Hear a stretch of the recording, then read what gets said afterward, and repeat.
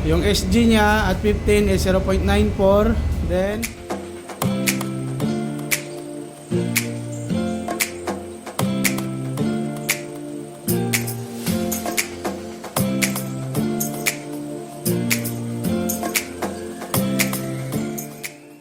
hello guys, good evening everyone. So by the way, once again, this is Jalord, or also known as Keep It Jalord.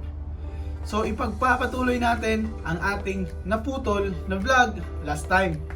Kasi sobrang haba na kaya pinutol ko na siya. So I hope you learned something from the previous video. So ito na yung continuation ng ating video. So sit back, relax, and enjoy watching this video. So ayun guys, tapos na kami sa fuel oil consumption ng mini gym. So ngayon, i-ibahin ko yung example at sila yung magsasagot. Ito naman, yung example na to is fuel oil computation pa rin. Pero let's say, sa tank condition ito. So, kukuha tayo ng isang tank at i-correct natin yung SG niya at para makuha natin yung volume, yung saktong volume in metric tons. So, sige. Ano unang gagawin?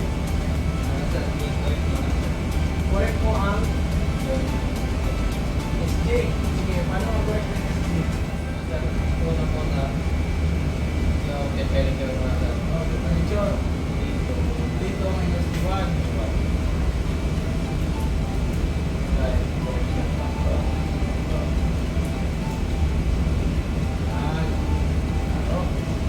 Tapos, ito lang yung heater ko.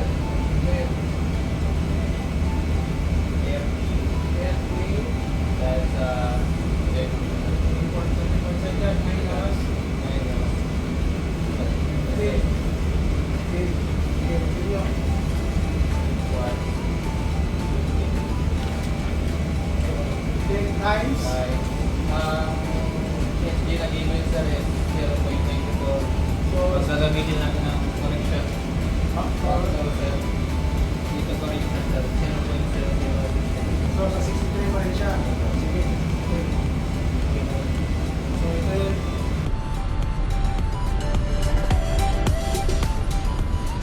So nga pala guys, bago matapos tong video na to, gusto ko lang i-shout out si Marilyn Gargoles.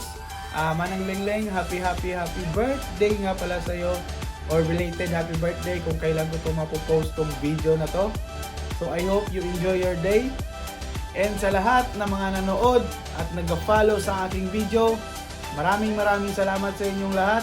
At promise ko sa inyo, pag umabot ako ng 10,000 followers at 10,000 subscribers sa aking Facebook at sa aking YouTube channel, magpaparapol ako ng t-shirt na Choose to be Successful.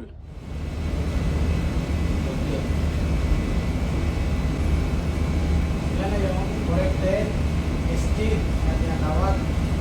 Okay. So, itong 280, halimbawa, nag-bangkirin kayo or arrival.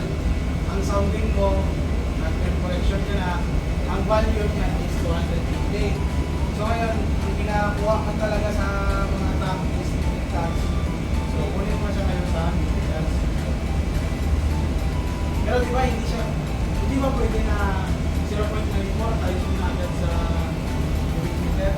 Eh, hindi siya pwede kasi yung temperature mo ngayon is 30 na. Ito, given ito sa fuel oil analysis sa BDN. So, kaya ito, maling ito sa BDN. So, ito, kaya nga kinokorek ko siya kasi kukunin mo yung temperature niya sa kukunin mo yung SG niya sa 30. So, kung may table 4B tayo, mas madali. Pero ito, in-explain ko lang na pinaka-compute ko lang sa inyo na ganito. Kasi dati, ito talaga yung traditional way na pag-compute. Ngayon, uso na yung table 4B, halos lahat, yun na yung ginagamit. Pero mas maganda pa rin pag alam niyo gamitin ito. Okay? So, ano sunod? Para i-minus mo sa yung given SG sa nakuha.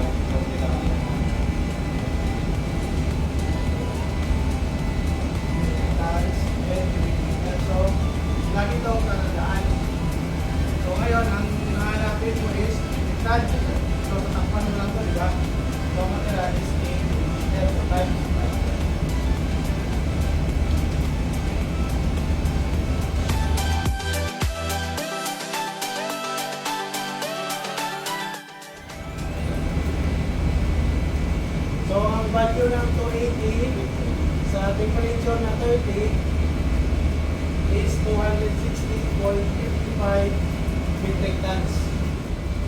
Yung SG niya at 15 is 0.94. Then may temperature siya na 30. Then may 3/4 side na tangke. Ang laman is 280 cubic meter. So hanapin mo yung metric tons. So ito yung pagkuha using the correction factor. Okay? So picturean nyo na lang. Okay? So I hope may natutunan naman kayo na bago sa araw na ito. So see you in part 3. So always remember that success is a choice. So choose to be